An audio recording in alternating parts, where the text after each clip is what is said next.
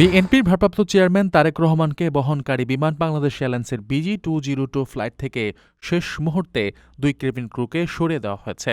নিরাপত্তাজনিত ঝুঁকি ও রাজনৈতিক সংশ্লিষ্টতার অভিযোগে শনিবার মধ্যরাতে লন্ডনগামী ওই ফ্লাইট থেকে তাদের দায়িত্ব বাতিল করা হয়।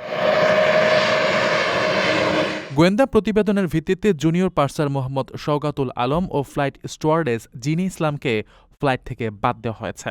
গোয়েন্দা তথ্যে জানা যায়, তারা বিগত আওয়ামী লীগ সরকারের প্রভাবশালী নেতাদের ঘনিষ্ঠ ছিলেন এবং নিয়মিত তাদের ফ্লাইটে দায়িত্ব পালন করতেন। তাদের পরিবর্তে ফ্লাইট পার্সার মোস্তফা ও ফ্লাইট স্টুয়ার্ডেস আয়াতকে জরুরি ভিত্তিতে অন্তর্ভুক্ত করা হয়েছে। লন্ডন থেকে ঢাকাগামী এই ফ্লাইটে তারেক রহমান ছাড়াও তার পরিবারের সদস্য ও বিএনপির শীর্ষ নেতাদের থাকার কথা রয়েছে। এ বিষয়ে বিমানের এমডি ড. শফিকুর রহমান জানান, বিআইভি ফ্লাইটে বারবার কেন বিতর্কিতদের ডিউটি দেওয়া হচ্ছে তা তদন্ত করে দোষীদের বিরুদ্ধে ব্যবস্থা নেওয়া হবে। অন্যদিকে বিএনপির সিনিয়র যুগ্ম মহাসচিব রুহুল কবির রিজভী গোয়েন্দা সংস্থার সতর্কতার প্রশংসা করলেও এ ধরনের ঘটনার পুনরাবৃত্তির কারণ খতিয়ে দেখার আহ্বান জানিয়েছেন।